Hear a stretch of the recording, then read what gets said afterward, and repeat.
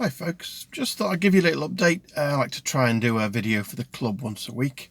It's been an interesting old week for me. I have sold my ZE40 to a club member whose mum is going to get some great use out of that, and I've upgraded to a ZE50. And I wanted to talk about that. I wanted to talk about the transition and the interesting journey I had to go and pick it up. So, as any Zoe owner will know, the people to go to if you want any form of Zoe on any form of contract, sale or whatever, is the DSG group in Morecambe. In particular, Will always looks after us. Big shout out to Will, who was known as Badger in Black on the old Twitters. And yeah, so I had a chat with Will. We came to an amicable agreement on price, and I thought, yeah, let's go for it. So I had actually got, because I was down to one car, I'd only got the 122 kilowatt Zoe left, which is Julie's sort of short range car that she uses for work. I'd actually got an ICE car lined up to take me to DSG and go back and do it all on the same day. And unfortunately, for one reason or another, that didn't work out. So we found ourselves deciding to go to DSG on the Sunday morning to pick it up, because Julie was working on the Saturday just gone. No, that was the 7th, I think. So Julie worked till 7. I picked her up in her short range Zoe, and basically we drove to Chorley, stopped overnight, went to DSG, got the car at 10:30, travelled back home in 2 Zoes. And wow, what a difference. What a difference having 2 Zoes. And just to remind you that Julie's Zoe is a 2013 car. My Zoe is a 2020. What a difference those 7 years makes. So Julie's car is 22 kilowatt. I don't think it's got much in the way of battery drag, but generally we get 70-80 miles on a full charge, which is more than adequate. She has a 2-mile commute, 2 mile back, a miler, which is downhill. So really, it's been a great car, that little 2013 Zoe. Been through 3 MOTs, not cost me anything but the price of the MOT. So, you know, brilliant vehicle. But a couple of things struck me, and that's just why I wanted to talk about them, really. First of all, the first thing I want to say is that the ride difference between the 2013 and the 2020 Zoe is not that much different. I enjoyed driving over to Chorley and then to DSG on the Saturday and across the Sunday morning as much as I did driving back in the newer car.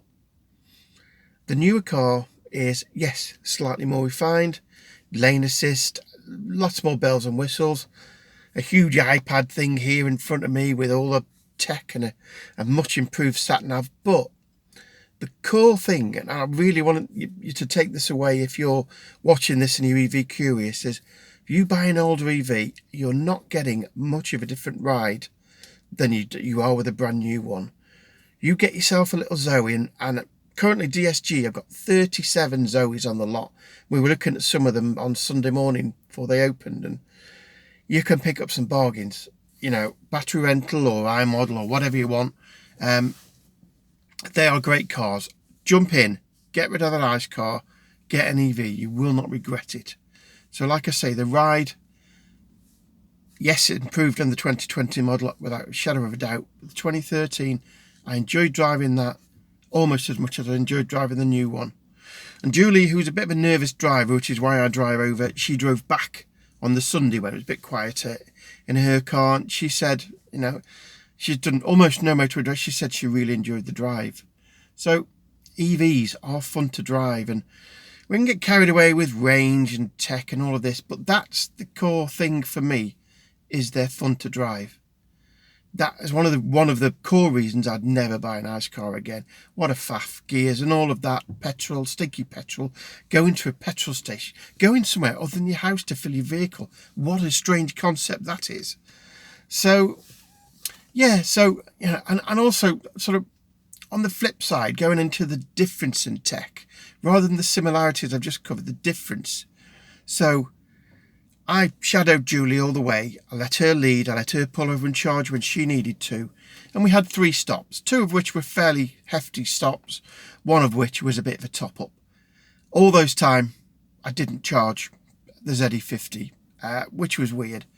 All those times, I'm just following it. And I arrived home having done about 150 miles with 29% left and 64 miles range. I've driven to work the next day and I'm still driving on the last charge. So, again, it's just, wow, what a difference. And the cars look almost identical, put them side by side, apart from obviously the refinements. And yet that tech, that battery, that bigger battery has been squeezed into this car. That's exactly the same size. It's, it's amazing really. And, but EVs, like I say, get yourself an old EV. You really will appreciate it. For anyone that wants to look around the ZE50, there's better YouTubers than me, definitely showing them. I'll just give you a quick shufty since I'm sat in it. So, there we go.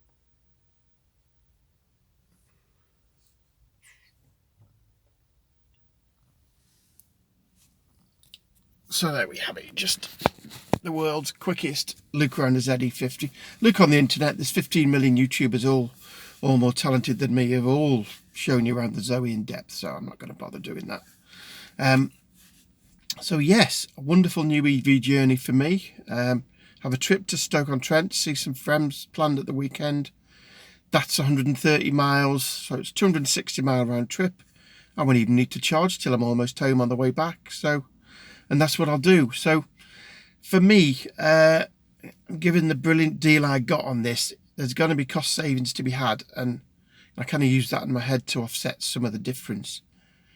So what have we got planned for the Yorkshire EV Club? Well, I dropped a little message this morning, and there's a few people going to be lined up for interviews because, as I said, you don't want to see me waffling on my own to camera. My baldy head blinding you. So yeah, so look forward to that. Some people and just thanks to the guys who went down to the EV festival where I couldn't really make it on the Saturday. I was a bit up in the air what I was doing. I had a very, very short range EV and I just couldn't make it, but I hear there was a good turnout. Everyone had a good time, very well socially distanced, and my guys, as usual, friendly. Paul Carnell, Kev Chan, and all the club members literally had the flag flying for the club. Sold a mug to Gary. Thank you, Gary, for buying a mug. And yeah, fab. All's well with the club.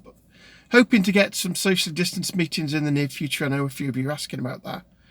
But what do you want to see from this channel? That's what I want to sort of end with. I want to see, what do you want from this channel? I like interviewing people and I like hearing people's EV stories. That's my preference. But what do you want from the club? We can do road trips and stuff like that. But I like the human interest stories, and I think other people do too. But so that was just a quick update. Just wanted to let you know, got my ZE50. Very happy with it. Got up the window now, chill out, and I'll get this uploaded. So I hope you're all having a lovely day, staying safe, enjoying the sun. And for those EV curious, get yourself out there, get test driving. Once you're behind the wheel of an EV, you'll never go back. Have a lovely day.